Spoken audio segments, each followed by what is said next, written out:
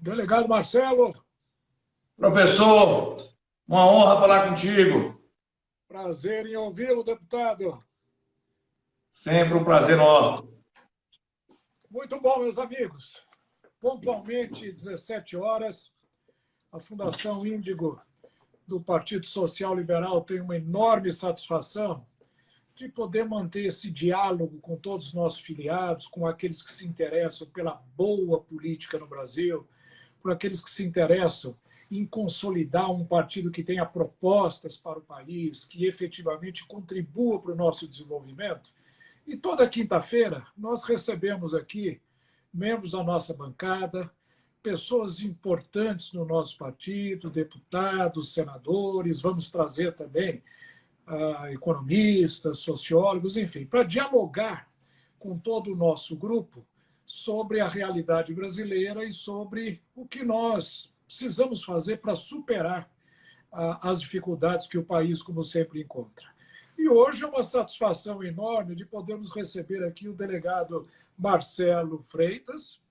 O delegado Marcelo Freitas é um delegado da Polícia Federal, doutor na área de direito, com um grande número de publicações, livros, artigos, mas como eu sempre faço aqui com os nossos convidados, deputado, eu dou a palavra ao nosso convidado para que ele mesmo se apresente ao nosso público e diga o que faz, por que quis se tornar deputado, o que está fazendo, e a partir daí nós iniciamos um diálogo que eu tenho certeza vai enriquecer muito todo o público que nos assiste hoje, que já são mais de 60 pessoas.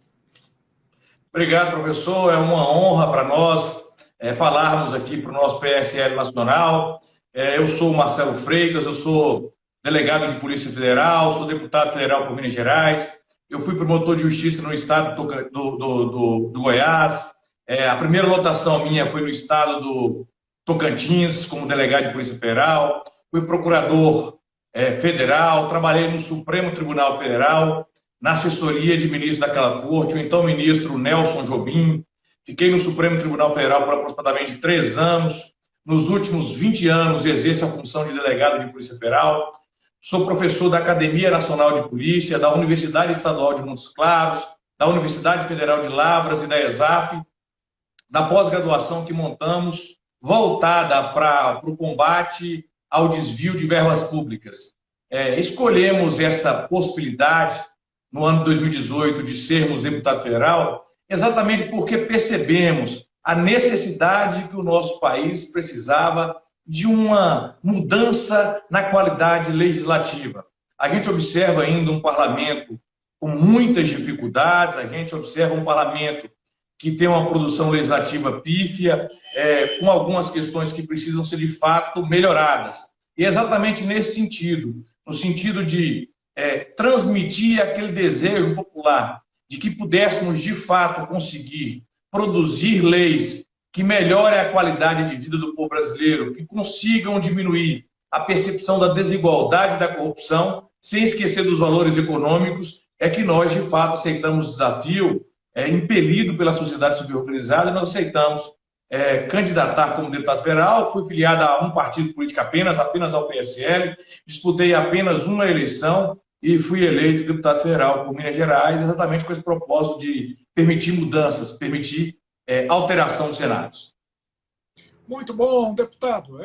Como sempre, um currículo maravilhoso que nós estamos vendo aí, e como todo mundo está percebendo, com a maior qualificação, um homem com muita experiência, e que sempre se dedicou ao combate ao crime organizado, à corrupção, com uma enorme experiência. Então, eu queria fazer uma primeira pergunta. Como é que o senhor está vendo esse primeiro ano e meio, praticamente, de governo Bolsonaro, naquilo que foi uma das suas principais bandeiras eleitorais, que é o combate à corrupção, o combate ao crime organizado, o privilegiamento da justiça, enfim, como é que o senhor está vendo o trabalho nesses primeiros ano e meio e qual a contribuição que o Legislativo vem dando a isso? Eu observo que esperávamos evoluir um pouco mais no combate à corrupção em nosso país.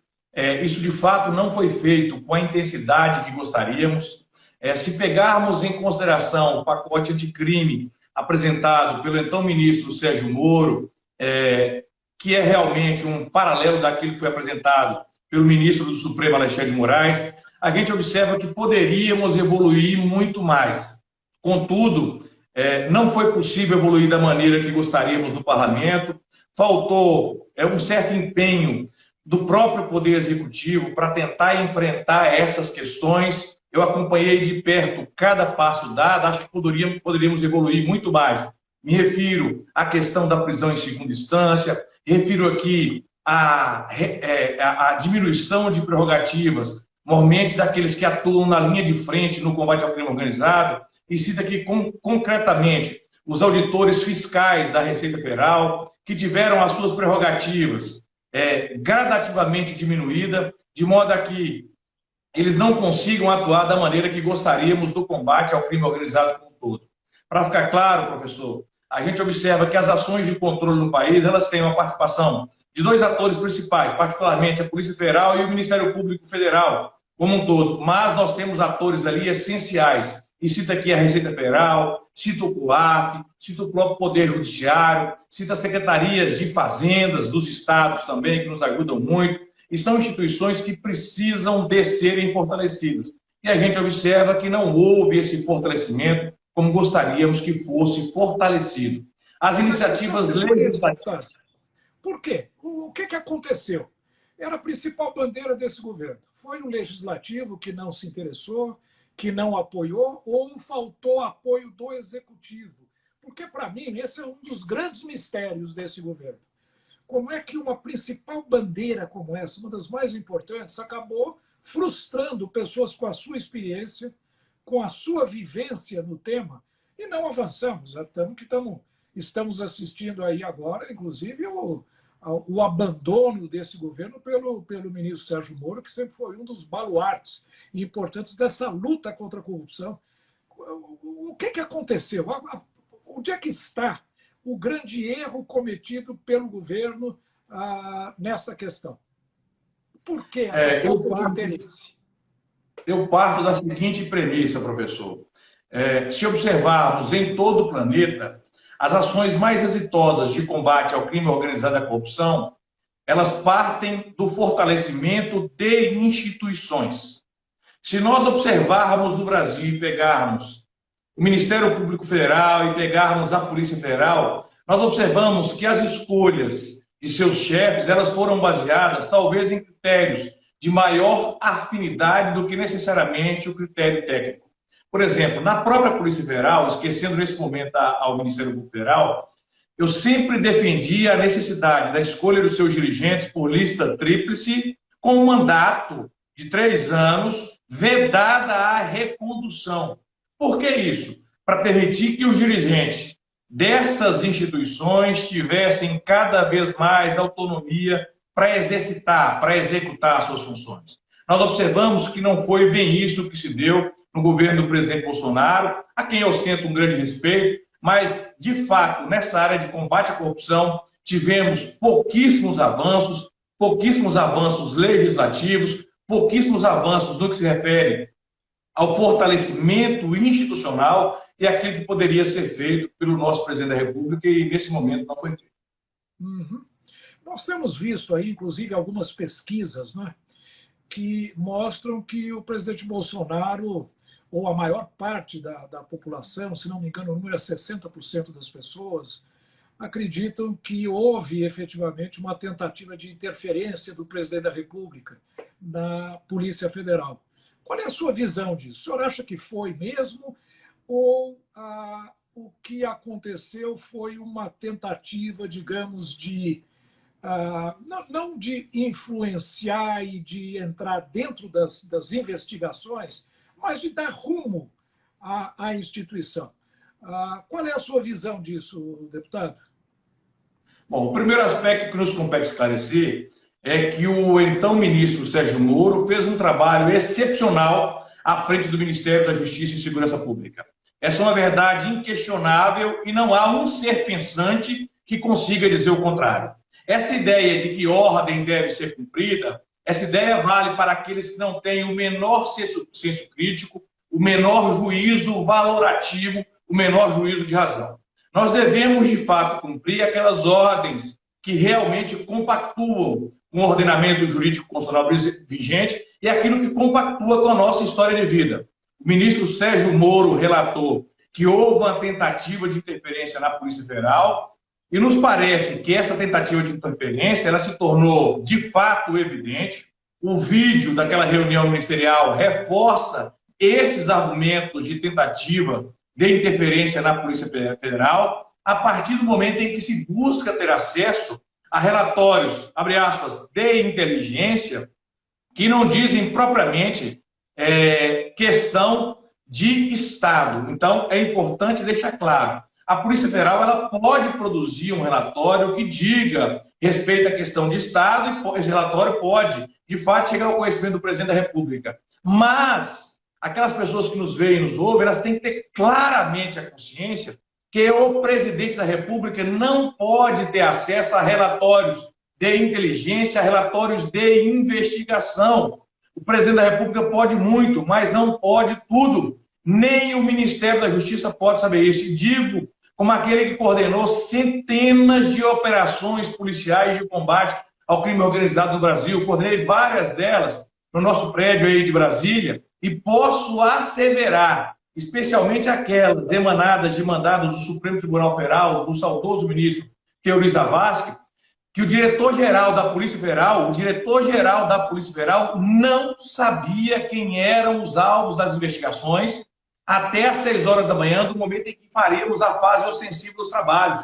Somente a partir das 6 horas da manhã é que eu comunicava o diretor-geral comunicava o ministro da Justiça, e o ministro da Justiça o presidente da República. O presidente da República e o ministro da Justiça não podem saber quem são os alvos de determinada investigação. Não é nenhum direito deles nesse sentido.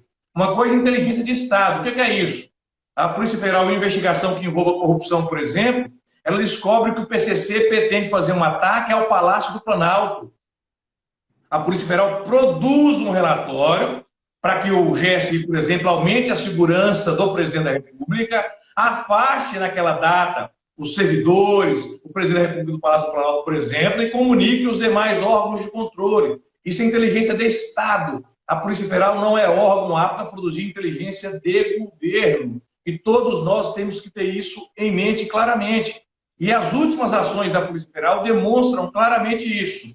E aqui de maneira absolutamente clara. Num dia se fez uma operação em favor do governador Witzel, do Rio de Janeiro, que seria desafeto do presidente da República, e no outro dia a própria Polícia Federal fez operação em favor de demais pessoas ligadas à ala bolsonarista, à ala do presidente Bolsonaro. Então isso fica evidente, que a instituição é uma instituição republicana, que não pertence a esse ou aquele governo e que deve seguir exclusivamente a Constituição e as leis de nossa República. Não há dúvida. É uma instituição de Estado, e qualquer instituição de Estado ela tem que ter autonomia, né? Caso contrário, ela não vai cumprir o seu papel. É evidente que e algumas dessas investigações, inclusive, vão até contra determinados grupos da administração, determinados momentos do próprio Poder Executivo, portanto, ela tem que ter autonomia. Caso contrário, ela não vai estar desempenhando o seu papel. Eu lhe parabenizo por essa posição. Mas eu acho que realmente existe um pouco essa confusão entre aquilo que é uma função de Estado, aquilo que deve ser um órgão independente para, inclusive, fiscalizar, para, inclusive, punir, identificar crimes em todas as áreas do governo, até do ponto de vista dos seus próprios superiores, e aquilo que é um órgão, digamos, operacional da gestão, que não é o caso da Polícia Federal, não é o caso, por exemplo, dos auditores da Receita Fiscal, que eu também conheço bem, não tem dúvida nenhuma. Agora, um dos grandes temas, deputado, que estão hoje aí praticamente monopolizando, né, todo o debate político, é a grande proatividade do Supremo Tribunal Federal em questões de investigações, agora falando na questão de fake news. E há muitas acusações, inclusive do próprio governo, de alguns membros do Poder Legislativo, de que o Supremo está legislando, né? Que o Supremo está adquirindo no Brasil uma força desmesurada, uma força excessiva, né? Na própria reunião ministerial também, o próprio presidente do Banco do Brasil chegou a mencionar que não apenas o Supremo, mas o Tribunal de Contas da União também está se imiscuindo na gestão do dia a dia da administração. Enfim, como é que o senhor vê isso que é a base da democracia moderna, que é o sistema de checks and balances, como os americanos chamam, né? Quer dizer, poderes absolutamente independentes, mas harmoniosos, sem que um tente influenciar o outro. Como é que o senhor está vendo essa questão hoje, particularmente na questão do combate à fake news e essas medidas adotadas agora pelo Supremo, que inclusive, não é, envolveram as ações da própria Polícia Federal? Professor, eu observo que essa questão do ativismo judicial, ela não vem de agora, esse não é um fato novo. E, de fato, o Supremo Tribunal Federal, aproveitando-se, inclusive, da incompetência do próprio Poder Legislativo, tem se substituído nesse dever de legislar do Poder Legislativo e tem proferido decisões, e cito claramente aqui, por exemplo, a questão da criminalização da homofobia, que de fato usurpam, sobre certo ponto, a capacidade de iniciativa do próprio Congresso Nacional. Então, isso não é um fato novo. Isso vem desde a época que eu trabalhava no Supremo Tribunal Federal, nos idos de 98, 99, 2000, 2001, e vem até esse presente momento. O Supremo tem, de fato, usurpado ou entrado em algumas competências. Eu acho que nós temos que ir na gênese do problema e saber se o Supremo tem feito isso em virtude de uma incompetência ou de uma inércia do próprio Poder Legislativo, ou se tem feito isso buscando usurpar essa competência do Poder Legislativo. Para nosso sentir, os dois pontos se entrelaçam.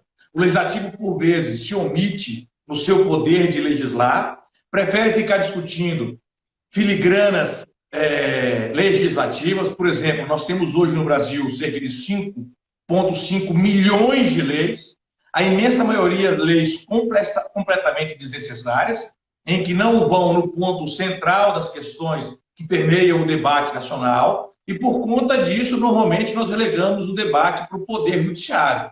O Poder Judiciário, certo, por apresentar uma resposta à população, à sociedade como um todo, vem e decide concretamente naquele caso. Trazendo essa questão de longa data para os tempos atuais, nós observamos que tanto por parte do Poder Executivo, quanto por parte do Poder Judiciário, há um certo excesso, há um certo arroubo. E aqui eu vou fazer uma observação clara. Inicialmente, com relação às decisões do ministro Celso de Mello, a não sentir as decisões são absolutamente corretas, são corretas, segue exatamente aquilo que é tradição do ministro Celso de Mello, segue exatamente aquilo que de longa data o ministro já vem decidindo. Então, as decisões são corretíssimas, especialmente aquela questão de mandar intimar determinado ministro sob vara, essa questão de encaminhar a notícia de crime ao Procurador-Geral da República. Isso é o procedimento padrão adotado pelo ministro Celso de Mello de longa data, não tem absolutamente nada de normal. Mas, com relação a esse inquérito conduzido pelo ministro Alexandre de Moraes, eu tenho lá minhas ressalvas, em virtude do sistema acusatório, em que o juiz julga, a polícia investiga e o Ministério Público acusa, se for o caso. Quando o juiz se traveste no papel de inquisidor, e no caso desse inquérito das fake news no Supremo, não obstante a gravidade dos fatos alinhavados, o ministro Alexandre de Moraes tem ingressado no papel de inquisidor, o que, a nosso sentir, é preocupante, sim. Contudo, uma coisa é eu discutir aspectos teóricos da atuação jurisdicional. Outra coisa completamente diferente é eu não cumprir uma ordem emanada do Poder Judiciário, especialmente da autoridade máxima do Poder Judiciário do nosso país. Isso é inaceitável em tempos de democracia. O que deve ser feito? No topo das autoridades desses poderes, fazer um ajuste, uma reunião e buscar estabelecer mecanismos para que possamos encontrar pontos de equilíbrio. Isso não tem feito. Isso não tem ocorrido, isso não tem acontecido, o que é extremamente preocupante, professor, porque nos parece que estamos caminhando para um momento de ruptura institucional, e essa ruptura institucional pode levar o país a um caos muito maior do que hoje temos enfrentado. Eu concordo, deputado, que nós estamos vivendo um momento realmente muito crítico, né? E nós estamos vendo também uma divisão muito grande da sociedade, né? E esta questão e a forma como o presidente vem tratando essas questões também, muitas vezes acaba exacerbando esses conflitos e gerando todo tipo de expectativa negativa. Nós temos visto, por exemplo, aí que na comunidade financeira internacional o Brasil está perdendo muito apoio, né? Não só pelo relativo fracasso no combate à corrupção, como o senhor mesmo mencionou, mas também com relação à forma como se está lidando com os grandes problemas nacionais. A exemplo do Covid-19 agora, né, essa pandemia, o relacionamento entre poderes. Então, o Brasil está efetivamente perdendo uma grande oportunidade de realizar aquilo que foi um sonho de todos nós quando elegemos o presidente Bolsonaro dentro de uma plataforma de campanha de reconstrução do país. Eu lhe pergunto, deputado, o senhor se decepcionou com o governo? E qual é o caminho que o senhor acha? O que o senhor recomendaria para que se fizesse daqui para frente? Principalmente agora que tivemos essa tragédia, que foi essa pandemia, que evidentemente tirou o foco de todos os grandes esforços do país no sentido da sua reconstrução. Eu não diria uma decepção com o governo, mas diria sim que há uma certa frustração com algumas atitudes tomadas pelo governo do presidente Jair Bolsonaro. Digo, por exemplo, concretamente, quando ele abdicou dessa luta contra a corrupção para poder ceder a interesses outros não republicanos, especialmente de alguns deputados ou parlamentares envolvidos em frequentes escândalos, normalmente no âmbito da Operação Lava Jato. Isso aí me frustrou profundamente. Um outro aspecto que eu acho que deve ser mudado imediatamente pelo presidente da República é cercar-se de pessoas melhores. Aquela reunião ministerial demonstrou realmente que parecíamos estar num boteco conversando sobre amenidades e não discutindo os verdadeiros problemas nacionais. Essa é uma verdade, a nosso sentir, incontornável. Então, temos hoje alguns ministros que apresentam um comportamento absolutamente pífio. E cito concretamente o ministro da Educação, cito concretamente o ministro das Relações Exteriores, são pessoas destituídas de um conhecimento para ocupar esses cargos. Levam consigo uma carga ideológica absurda, uma carga ideológica enorme, que os cegam e os impedem de tomar decisões verdadeiramente técnicas. E é o que a gente espera. O que acontecia com o Ministério da Justiça, com o ministro Sérgio Moro, o que acontece com o ministro Paulo Guedes, que tenta tomar decisões técnicas, o que acontece com o ministro da Infraestrutura, o ministro Tarcísio, que é o ministro técnico realmente, a gente observa isso aí, mas alguns ministros não ostentam a menor condição de ocupar os seus ministérios, e isso é péssimo. Isso demonstra uma certa ausência de compromisso do presidente da República de nomear ministérios técnicos comprometidos com a atuação final da sua pasta, para montar ministros com um viés manifestamente ideológico, como ficou mais evidente atualmente. E para aqueles que nos ouvem, nos veem atualmente, eu prefiro, professor, o discurso da racionalidade, o discurso do equilíbrio. Quem acompanha o nosso trabalho sempre sabe que o equilíbrio é o melhor caminho, a racionalidade é o melhor caminho. Discursos excepcionais ou extravagantes podem convencer 1, 2, 10% da população, mas certamente não representam aquilo que o povo brasileiro quer. O povo brasileiro não quer o extremismo, seja da esquerda, seja da direita. É importante encontrarmos o ponto de equilíbrio para que, de fato, o país consiga reduzir a desigualdade, enfrentar a corrupção que existe, e agora, em tempos de pandemia, ficou mais evidente ainda, porque os recursos estão indo direto para os municípios, para os estados, estão sendo desviados, a gente observa isso, mas se não fortalecermos os órgãos de controle, nós não vamos conseguir chegar ao final, identificar os reais atores dos desvios. Então, temos que fortalecer os órgãos de controle também, para que a gente possa atender às pautas que foram prometidas na campanha e que, nesse momento, não estão sendo efetivamente cumpridas pelo Poder Executivo do nosso país. Então, essa é uma das grandes frustrações, eu acho, da sociedade brasileira. Não é? Se falou muito das grandes reformas. Em realidade, acabou-se fazendo a reforma previdenciária apenas. Foi a única grande reforma realizada. Aliás, toda ela... Como? Eu fui o relator dela na CCJ, na Comissão de Constituição e Justiça. Eu sei. Aliás, toda ela já, infelizmente, desgastada, não é, por essa crise econômica gigantesca que, com a elevação do desemprego, vai levar, evidentemente, a grandes problemas no sistema de financiamento da nossa Previdência, com desemprego que pode chegar agora em 2020, segundo dizem, aí, a 19% ou 20%, que é uma taxa elevadíssima para o nosso país. Então, eu pergunto o seguinte, quer dizer, eu vejo esse governo como um governo com uma enorme dificuldade de diálogo com o legislativo. Né? Se conseguiu fazer uma reforma que foi importante, sem dúvida alguma, ela marcou o início do processo, mas todo mundo esperava que essa reforma, deputado, ela fosse feita em 2 ou 3 meses, demorou 9 meses. Foi muito difícil. A participação, inclusive o envolvimento do próprio legislativo na sua viabilização foi muito grande. Não houve uma articulação política muito forte. E hoje eu vejo o governo indo na direção inversa. Quer dizer, começa a fazer acordos com o Centrão para ganhar base política dentro do legislativo, quem sabe para preservar a governabilidade e avançar em algumas reformas, mas também como um mecanismo de autoproteção do próprio legislativo, do próprio executivo frente às dificuldades que nós estamos enfrentando. Qual é a sua posição nisso? O senhor acha que o governo acabou perdendo o seu discurso quando começa a fazer essas negociações, distribuindo cargos aí a partidos políticos, etc., em troca de apoio parlamentar?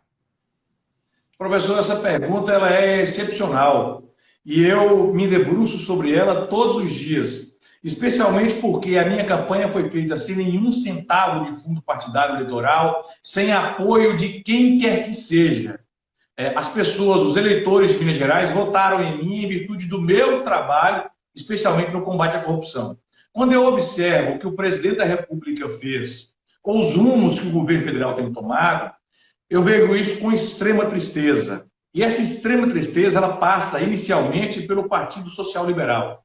O governo federal tinha 54 deputados na sua base, deputados esses, que sempre votaram com o governo sem qualquer custo. Essa base jamais procurou o governo para pedir cargo, para pedir emprego, para pedir emenda ou qualquer outra situação. Nunca se buscou nada. De uma hora para outra, o presidente rompe com essa base, rompe, por exemplo, com o Partido Social Liberal e se devaneia por um caminho que eu, francamente, como técnico, nunca compreendi e desafio qualquer pessoa de qualquer órgão de inteligência do governo a tentar realmente demonstrar o contrário, que não buscamos sempre uma atuação técnica. O governo vai caminhar por um outro lado que passa pela ideia de ausência de diálogo com o poder legislativo, de ausência de diálogo com o poder judiciário. Eu posso até não concordar com qualquer posição ou palavra do presidente da Câmara enquanto chefe do Poder Executivo, mas meu dever, enquanto mandatário da nação, é dialogar com os demais poderes. Isso é um dever. Isso não é uma escolha pessoal desse ou daquele governante. É um dever de todo e qualquer governante que vive em uma democracia. É isso que a gente espera do governo de nosso país. E o presidente da República, ele tem uma certa dificuldade de conversar, de dialogar com os poderes. Falta-lhe inteligência emocional. Isso nos parece evidente. E essa inteligência emocional fez com que ele fosse conduzido, talvez instruído por algumas pessoas não tão bem intencionadas, as suas origens partidárias, e busque hoje o apoio de partidos de centro, e aqui eu não quero criticar pessoas, mas que talvez não fosse a melhor escolha para o governo federal, especialmente porque o apoio está condicionado à troca de benefícios, à troca de favores, à troca de cargos. E não é isso que nós esperávamos do nosso presidente da República. Não há dúvida. Agora, um dos erros que eu identifico muito nesse governo é que o PSL, não é, o próprio Partido Social Liberal, tinha 54 parlamentares. Parlamentares da melhor qualidade, como a sua pessoa mesmo, que tinha todas as credenciais para estar participando muito mais o áudio ativamente. diminuiu bastante, professor. Só um minutinho. Será que houve algum problema aí? Não é no meu, não. Eu estou lhe ouvindo bem. Está me ouvindo ou não? Alô? Está me ouvindo? Baixou o áudio? Ele vai ter que pegar o fone de ouvido. Melhorou o áudio ou não? Melhorou ou continua ruim? Eu notei também. Eu notei. Deixa eu botar o fone no ouvido aqui, que aí talvez fique melhor. Achei. Agora acho que está bom. Agora melhorou. Oi, professor. Está me ouvindo bem? Estou ouvindo bem agora. Voltamos a... Está nos acompanhando aí, está dizendo que os dois áudios ficaram baixos, mas outras pessoas estão dizendo que está dando para ouvir bem, que já foi normalizado. Perfeito. Olha lá, o Léo está dizendo que ficou... O delegado Eduardo também está dizendo que ficou bom agora. Então, vamos prosseguir. Mas eu lhe perguntava o seguinte, o PSL, por exemplo, teve uma participação muito pequena na formação desse governo. Eram 54 parlamentares. Era o segundo maior partido, praticamente ali disputando o primeiro lugar com o PT, que elegeu um número pouquíssimo, 1 ou 2 deputados a mais que o PSL, mas não teve, não é? O governo não teve o cuidado de formar uma base e de dialogar com aqueles que ajudaram a eleger o presidente Bolsonaro. Isso é uma coisa muito estranha, porque ele é um deputado, está lá há quase 30 anos, esteve como deputado na Câmara dos Deputados, portanto, deveria conhecer bastante, né, esse trabalho, não toma lá da cá, mas selecionar realmente aqueles que merecem e deveriam estar no governo. Eu fui deputado federal também, até 2003, e a Câmara dos Deputados é uma representação do país. Existem elementos da melhor qualidade, da melhor formação em todos os partidos, como também existem as maçãs podres, aquelas que nós não selecionaríamos para montar o governo. Eu vejo que o presidente Bolsonaro ele errou ao não dialogar com o lado bom do legislativo, trazer um apoio parlamentar. E o grande início desse processo estava no próprio partido que o elegeu, que é o PSL. Por exemplo, poderia ter trazido a sua contribuição para o governo, contribuição de outras pessoas que conhecem muito bem as suas respectivas áreas de atuação. Então, eu acho que houve, efetivamente, uma falha de diálogo, de comunicação com o poder legislativo. Isso gerou um vácuo, um distanciamento entre o executivo e o legislativo, que, evidentemente, agora está sendo corrigido, mas não da maneira que nós gostaríamos. Agora está sendo corrigido com aqueles vieses antigos, com todos os vícios do passado. O senhor concorda com essa visão, deputado? Concordo integralmente. Eu observo de maneira clara que, naquele primeiro momento, o governo federal deixou de lado o seu principal partido, o PSL, uma base formada por um grupo muito positivo, e ele preferiu aqueles que apresentavam uma ausência de juízo crítico, uma ausência de criticidade e seguiam cegamente as suas ordens. E eu, ao contrário, eu penso exatamente o seguinte: o meu maior aliado é aquele que me critica e me aponta o melhor caminho a ser seguido. Certamente esse caminho que o governo federal hoje escolhe não é o melhor caminho a ser seguido para a República. Não é o melhor caminho a ser seguido para o próprio governo, porque apoio conseguido às custas de verbas públicas e às custas de cargos, certamente só se mantém enquanto a verba pública existir e enquanto os cargos estiverem ocupados por aliados e não técnicos. E nós tivemos na história recente a demonstração inequívoca de que essa troca de apoio por cargos, ela não é saudável, não é boa e conduz inevitavelmente a desvios, à corrupção e, por consequência, a atuação dos órgãos de controle para fazer voltar à normalidade institucional. Muito bom. Deputado, deixa agora mudando um pouco de assunto. Como é que o senhor vê a recuperação da economia brasileira daqui para frente? Nós estamos passando por um momento crítico, né? Um momento que esperamos que o PIB brasileiro tenha uma queda de 5, 6, 7, até 10% no ano de 2020. Nós vamos voltar aí a patamares de 10, 15 anos atrás, com taxas de desemprego extremamente elevadas, com todo tipo de problema econômico, perda de arrecadação muito significativa e, principalmente, não é, uma visibilidade externa muito negativa para o país, principalmente em função da forma como está sendo gerida esta crise, essa pandemia, não é, que acabou levando aí a paralisação da economia brasileira. Como é que o senhor está vendo a atuação do governo na criação de mecanismos de recuperação da economia assim que a fase mais crítica deste momento passar? Eu observo, professor, que o governo está deixando muito a desejar no enfrentamento a essa questão do crescimento econômico pós-pandemia. O governo se apressa a fazer a abertura da atividade econômica, a abertura dos comércios como um todo, em alguns municípios, em alguns estados, sem nenhum sentido fazer essa abertura, até mesmo porque não há leitos de UTI, não há capacidade hospitalar para poder receber os pacientes da Covid-19.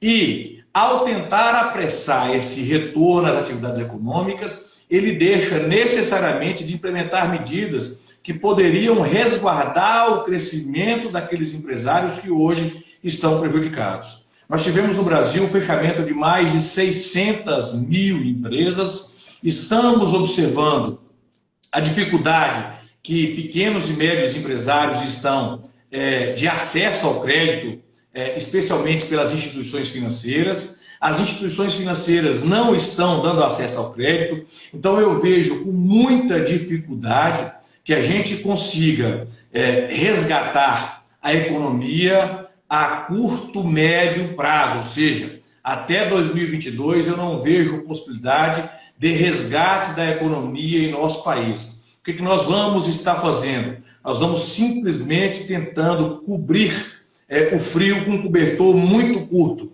porque as dificuldades serão imensas, sem esquecer da saúde pública, as dificuldades sobre o aspecto econômico serão terríveis em nosso país, porque eu observo que falta muita política para poder enfrentar essa questão política, especialmente do Poder Executivo. E deixo claro que muitas das iniciativas que hoje estão vigorando em nosso país partiram do Parlamento brasileiro, partiram de nós, deputados ou senadores, para enfrentar esse terrível momento que está acontecendo e que certamente tende a piorar nos próximos meses ou anos.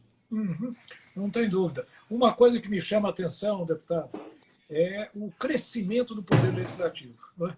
O legislativo sempre foi um poder muito submisso ao poder executivo em administrações passadas. Nessa gestão, quem sabe por ausência de uma proatividade maior do executivo, o legislativo adquiriu uma visibilidade, uma proatividade muito maior. Né? Então, é uma grande oportunidade para que deputados efetivamente façam valer os seus mandatos. Tem uma participação muito importante na reconstrução do país e na adoção de medidas na área de alívio econômico às empresas, aos trabalhadores, para que nós possamos recuperar a nossa economia. Mas eu vejo, no entanto, alguma dificuldade. Né? Por exemplo, eu vejo aí uma oferta de crédito muito grande, mas na operacionalização os bancos criam uma certa dificuldade, o crédito não chega ao micro e pequeno empresário, foi oferecido apoio às empresas garantirem emprego, mas os empresários não estão recorrendo a esses recursos, e principalmente na área tributária, eu vejo o governo também sendo muito, muito, muito parcimonioso nas suas decisões. Porque daqui a pouco, meramente postergar pagamento por 1 ou 2 meses não vai resolver. Esses 2 meses ou 3 meses vão chegar. E as empresas perderam capacidade contributiva. Seria a hora de se fazer um grande refis, porque se ouve falar muito no Legislativo preparando um refis gigantesco, uma grande renegociação de toda a questão tributária nacional. O senhor acha que seria esse o caminho agora? E aproveitar para fazer a reforma tributária tão falada, tão cantada? Professor, o senhor levantou aí grandes problemas. O primeiro aspecto com relação ao fortalecimento do Poder Legislativo.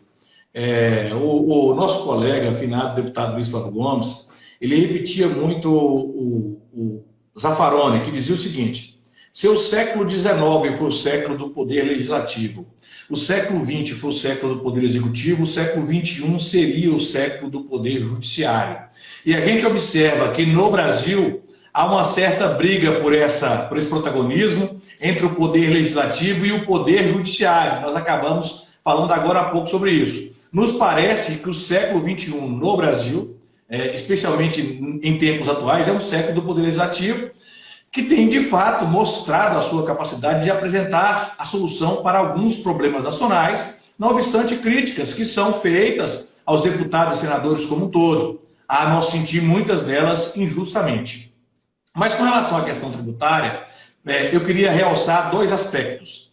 O primeiro aspecto é que, se pegarmos o histórico legislativo brasileiro, nós observamos uma certa dificuldade de beneficiar o bom contribuinte e, ao mesmo tempo, conceder benefícios ao mau contribuinte, o sonegador.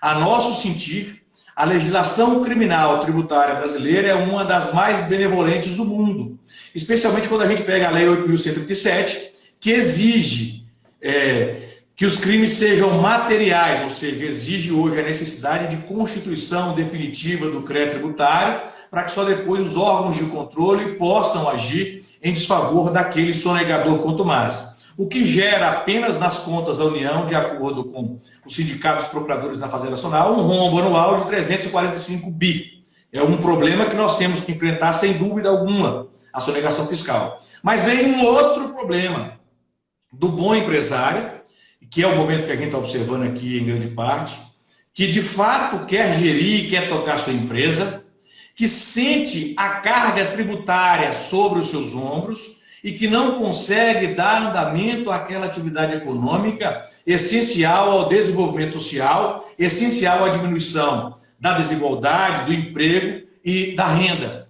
Esse empresário, ele tem que ser fomentado pelo poder público. Esse empresário tem que ser fortalecido. O senhor mencionou muito bem os entraves burocráticos na concessão da linha de crédito. Eu tenho conversado com vários gerentes de banco na minha macro-região, provocado por empresários, e os gerentes já têm trabalhado com a ideia seguinte: olha, nesse momento, a nossa área de compliance tem trabalhado com a ideia de não liberar os créditos. Então, os entraves estão vindo claramente, isso é visível. Os pequenos empresários, médios empresários, não estão tendo acesso ao crédito, que está sendo impedida por entraves burocráticos. Esse é um ponto. O segundo ponto é que nos parece também uma verdade inquestionável que nós vamos ter que trabalhar com um novo refis.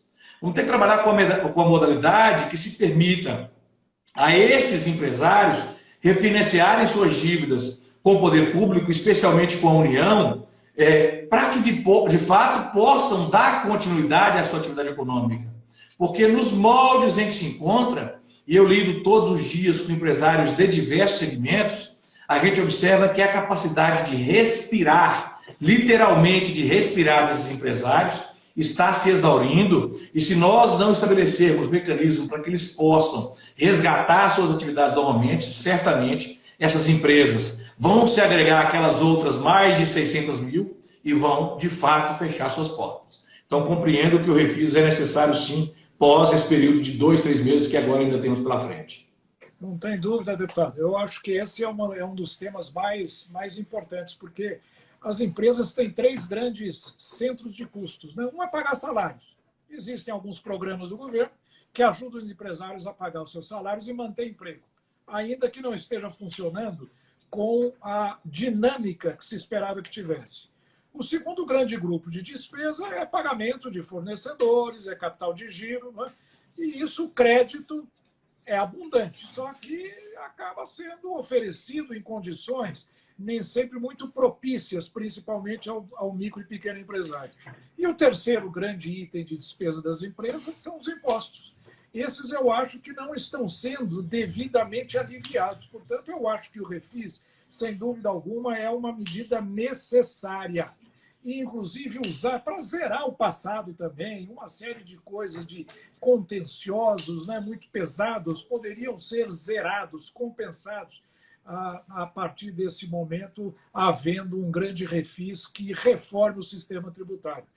Agora, o PSL, ele tem sido, na questão da reforma tributária, um partido que tem defendido um tema que, aliás, a mim, pessoalmente, é muito caro, que é a tributação sobre movimentação financeira. E o próprio ministro tem falado muito na desoneração de folha.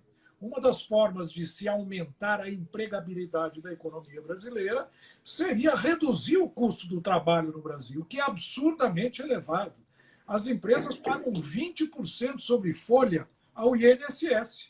Com a elevação do desemprego agora, essa arrecadação vai cair. Além de ser muito alta para quem continua empregando, aquele que está desempregando não vai estar recolhendo. Portanto, a receita do INSS vai cair, gerando um grande problema fiscal para o governo. E o governo está propondo aí a implantação de um tributo sobre movimentação financeira para desonerar a folha. Acaba com 20% do INSS, zera isso, não haveria mais esse custo para aumentar a empregabilidade, mas se começaria a cobrar um tributo sobre pagamentos, como o próprio ministro Paulo Guedes tem defendido.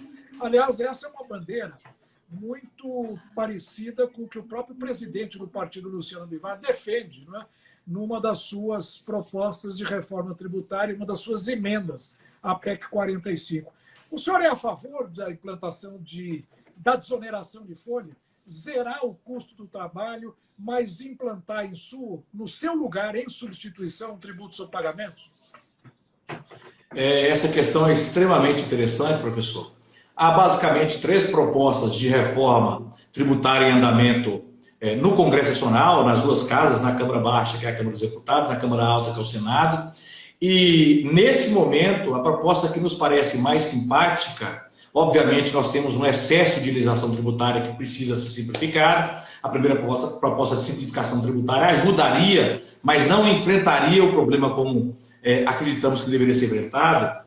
Uma das propostas que somos mais simpáticas é a proposta apresentada pelo nosso presidente Luciano Bivar. É uma proposta que, de fato, objetiva fazer a tributação em cima da movimentação financeira como um todo, o que vai fazer com que a gente consiga impedir uma sonegação fiscal gritante que ocorre no nosso país, já que a tributação vai se dar especificamente em cima da movimentação financeira, e nós compreendemos claramente que há uma enormidade de valores que são movimentados nas instituições financeiras oficiais de nosso país e que, de fato, não são sequer tributados. Nós compreendemos as dificuldades, as deficiências dos órgãos de controle, particularmente da Receita Federal, de conseguir acompanhar todas essas movimentações, e a gente observa que essas movimentações ficam à margem da lei.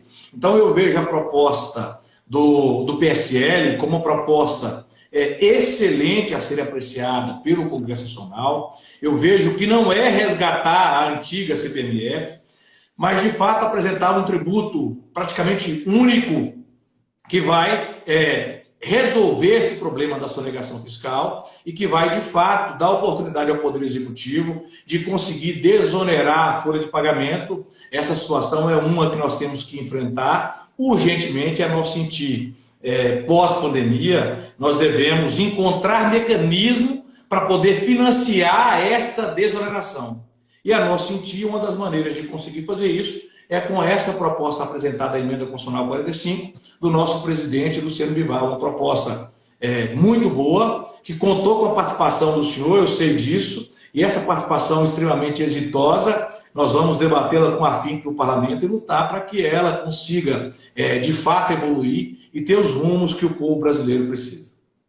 Muito bom, deputado. Eu acho que aqueles que nos acompanharam durante esses 50 minutos da nossa live devem estar conscientes da amplitude dos seus interesses, da forma tranquila e bem informada com que o senhor trata de todos esses assuntos, que vão desde questões jurídicas até o controle o combate à corrupção, crime organizado, economia, política.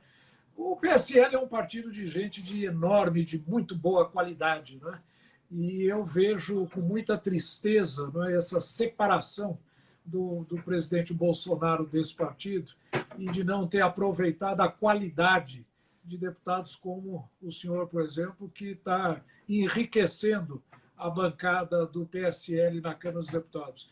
Eu queria agradecer muito, deputado, a sua participação. Vamos voltar, temos outros temas muito importantes para discutir. Queria lhe passar a palavra agora para se despedir dos nossos amigos que estão nos assistindo hoje e, como disse, lhe parabenizar pela profundidade com que tem tratado de todos esses assuntos. Tenho certeza que Minas Gerais deve estar muito orgulhosa de tê-lo elegido para a Câmara dos Deputados para representar esse grande Estado brasileiro na nossa federação.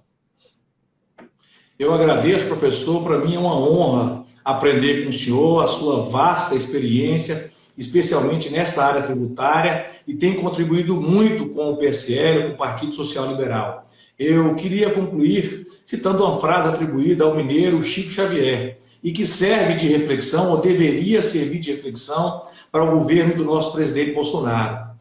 Ninguém pode voltar atrás e fazer um novo começo, mas qualquer um pode começar agora e fazer um novo fim.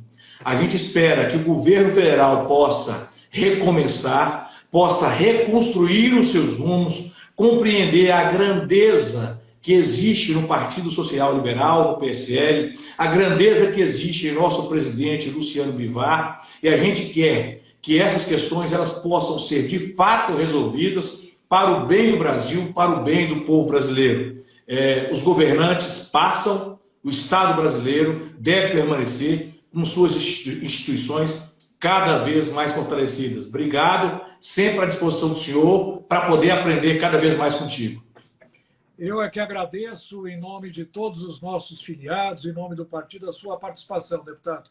Parabéns, sucesso e espero que a sua luta seja vitoriosa na Câmara dos Deputados. E queria convidar todos aqueles que estão nos acompanhando para estarmos aqui presentes na próxima quinta-feira, às 17 horas, quando estaremos mantendo esse diálogo com outros membros da nossa bancada de deputados e senadores. Boa tarde a todos e até quinta-feira que vem.